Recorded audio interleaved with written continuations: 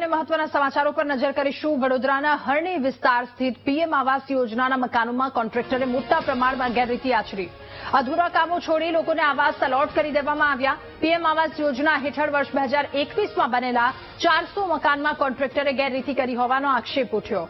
ત્યારે વીટીવી ન્યૂઝની ટીમ ઘટના સ્થળે પહોંચી રિયાલિટી ચેક કરતા સ્થાનિક લોકોએ વ્યથા વ્યક્ત કરી હતી। સ્થાનિકોના મતે ડીપીઆર મુજબની 10 થી વધારે કામો અધૂરા છે। રસોડામાં ગ્રેનાઇટના બદલે કોટા સ્ટોન નાખી દેવાયા છે।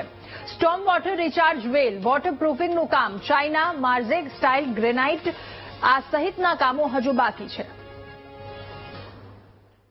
આ પ્રમાણેની ગેરરીતિ થઈ છે પ્રકારના સમાચારો પ્રકાશિત થયા છે।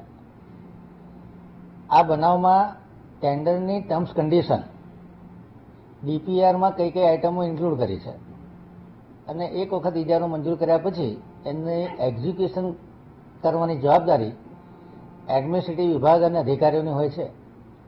જો આમાં ટેન્ડરની કન્ડિશન અને ડીપીઆર મુજબ કામગીરી ન થઈ હોય તો તાત્કાલિક અસરથી અધિકારીઓને સૂચિત કરી અને જે તે કોન્ટ્રાક્ટર પર કડક કાર્યવાહી કરવાની સૂચના આપવામાં આવશે।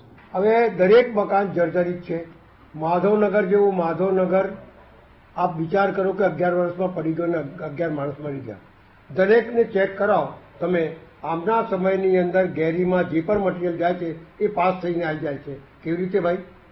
મને ગેરીના એક કર્મચારીએ કીધેલું કે પહેલાથી જ નક્કી છે કે એને પાસ જ કરી દેવાનું। એટલે જ આ બ્રિજોના જે પોપડા પડી રહ્યા છે, આ બધું પડી રહ્યા છે। જે નાગરિકોએ આક્ષેપ કર્યો છે કે 4 કરોડ રૂપિયાનું કૌભાંડ થયો છે, મને લાગે 4 કરોડ નહીં, એના કરતાંય વધારે કૌભાંડ થયું છે અને એમની માંગણી બરોબર છે અને ખરેખર એમાં ઇન્કવાયરી બી કરવી જોઈએ।